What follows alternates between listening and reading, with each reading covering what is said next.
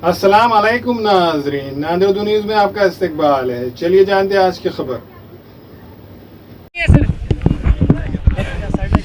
क्या का मामला हो या फिर नुपुर शर्मा का बयान हो, सरकार एक तरफ से ऐसे मुद्दे उकेर कर एक दोनों में दो देखिए, आप जो सवाल कर रहे जी, जी। हैं जवाब आप ही ने दे दिया है। आप ही ने मुझसे ये सवाल किया है कि ऐसे ऐसे मुद्दों को उछालकर इस देश के अंदर माहौल ख़राब करने की कोशिश की जा रही है। मैं लेकिन इस देश के, चाहे वो हिंदू हो, मुसलमान हो, दलित हो, सिख, ईसाई, जिस किसी जात धर्म से ताल्लुक़ रखने वाले हो, उसमें इतनी साजिशें और इतनी कोशिशें होने के बावजूद भी आज इस देश के अंदर अमन बरकरार है, तो इसका श्रेय अगर जाता है तो सभी जाति धर्म और मज़हब के लोगों के ऊपर जाता है, जो जान गए हैं कि आज सरकार जो है वो कैसा षड्यंत्र रच रही है, सिर्फ अपने ज़ाती मफाद के लिए, अपने फ़ायदे के लिए, अपने राजनीतिक अस्तित्व को मजबूत करने के लिए और बढ़ाने के लिए ये जो समाज और धर्म के बीच में दरारें पैदा करने का जो काम कर रही है, ये लोगों को समझ में आ गया है। इस वजह से उसकी कोई प्रतिक्रिया नहीं मिल रही। आज पक्षाची नांदेड येथे काही बैठक आहे का आणि राज्यसभा निवडणुकीबाबत पक्षाची काय भूमिका ठरली आहे का किंवा ठरणार आहे का? बघा, स्वाभाविक आहे की जसं मी म्हटलेलं आहे की आमचे पार्टीचे अध्यक्ष बॅरिस्टर असदुद्दीन अवैसी साहब आज नांदेडमध्ये आलेले आहे, आमचे जे आमदार आहे तेही आलेले आहे आणि एक निर्णय घेण्यात आला होता की आपण नांदेड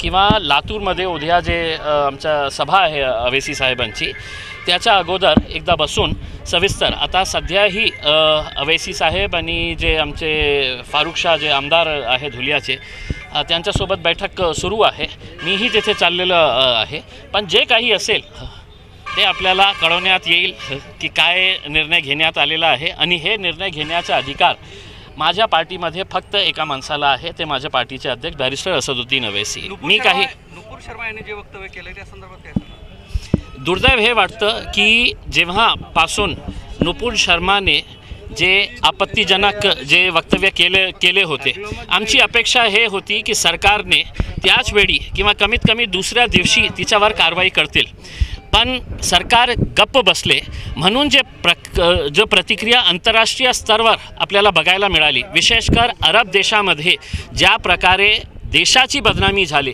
याचा आम्हाला दुःख वाटतं। पण आज भारतीय जनता पार्टी या नरेंद्र मोदी सरकारने एक संदेश दिलेला आहे की या देशामध्ये राहणारे जे मुसलमान आहे, तुम्ही कितीही त्याचा विरोध करा, निषेध करा, निंदा करा, आम्ही त्याच्यावर काहीही करणार नाही।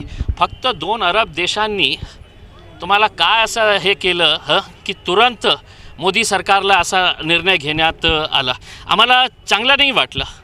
आमची अपेक्षा होती या देशामध्ये राहणारे जे मुसलमान आहे, पैगंबर मोहम्मदला पीस बी अपॉन हिम, उनके लिए पूरी दुनिया में मानने वाले लोग हैं, और अगर आप इस तरह से अगर उनकी बदनामी करेंगे और खुली छूट देंगे, और एक तरीके से आपकी खामोशी इस बात को बयान करती है कि हमारा पार्टी का स्टैंड भी यही है जो हमारी स्पोक्सपर्सन ने बोला है करके, तो ये फॉरेन प्रेशर के अंदर आकर ये जो फ़ैसला लिया गया है ये बहुत ही दुखद है। अगर सरकार ये उसी दिन उसी वक्त अगर ये फ़ैसला कर लेती थी कि ये स्टेटमेंट से हमारा कोई लेना देना नहीं है, हम इसको पार्टी से हकाल रहे हैं, निकाल रहे हैं, बाहर फेंक रहे हैं, तब है तो हम उसकी सराहना करे होते। आज तो आप किसी का डर से और किसी के दबाव के अंदर ये फैसला लिए हैं। मुख्यमंत्र्यांची औरंगाबाद इथल्या सभेसाठी प्रचंड जय्यत तयारी करण्यात येते, त्याच औरंगाबादमध्ये 8-8 दिवस पाणी लोकांना मिळत नाही। आपण म्हणाला होता की जर त्यांनी पाणी दिलं तर आम्ही त्यांचा जाहीर सत्कार करू, काय नेमकी? मी मुख्यमंत्री साहेबांना एक पत्र दिलेले आहे आणि त्याच्यामध्ये विकासाचे 15 मुद्दे, 15 प्रश्न त्यांच्यासमोर उपस्थित केलेले आहे आणि मी त्यांना स्पष्टपणे सांगितलं की तुमच्या 1 तासाचा भाषण असेल तर त्या 1 तासाच्या भाषणमध्ये तुम्ही 45 मिनिट जे आहे तुमचे जे मुद्दे आहे, ज्याच्यासाठी तुम्ही येत आहे आणि ज्याचा टीजर्स, ज्याचे ट्रायल्स जे आपण हे ट्रेलर्स जे आपण इश्यू करत आहे डेली, ते काय आहे? हो मी हिंदू आहे तुम्ही हिंदू हो, हे संभाजीनगर आहे, आता इतकं वर्ष झालेलं आहे। माझी अपेक्षा आणि एक सामान्य औरंगाबादकरांची ही अपेक्षा आहे की मोदी साहेब, हे आपल्या उद्धव साहेब हे बोलतील की पाणी कोणत्या महिन्यात आपल्याला मिळणार आहे। जे आपले पालकमंत्री आहे, जे महाराष्ट्राचे उद्योगमंत्री आहे, ते डेवोसला गेले सूट बूट घालून आणि असं म्हटलं की कोट्यवधी रुपयांचं आपण इन्व्हेस्टमेंट आणलं. तुम्ही माझे पालकमंत्री आहे, तुम्ही सांगा मला की किती कोटीचा इन्व्हेस्टमेंट तुम्ही माझ्या औरंगाबादसाठी, ज्याचे पालक तुम्ही आहे, कितीचे आणलेले आहे तुम्ही. आज कोणते इंडस्ट्रीज औरंगाबादमध्ये येणार आहे.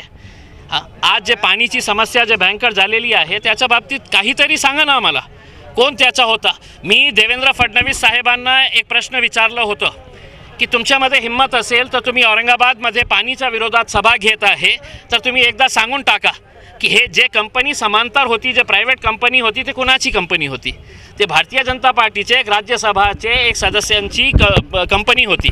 आता तेच प्रश्न मी उद्धव साहेबांना विचारत आहे की ज्या कंपनी औरंगाबादवर तुम्ही लादण्याचा प्रयत्न करत होते ते कंपनी कुणाची होती, एकदा कळू द्या लोकांना. राज्यसभा निवडणुकांसंदर्भात घोडेबाजार केला जात असे बोलण्यात येते. एमआयएमची काय भूमिका असणार आहे? सर, घोड़े गधे से हम खेलते नहीं हैं, हम शेर के बच्चे हैं.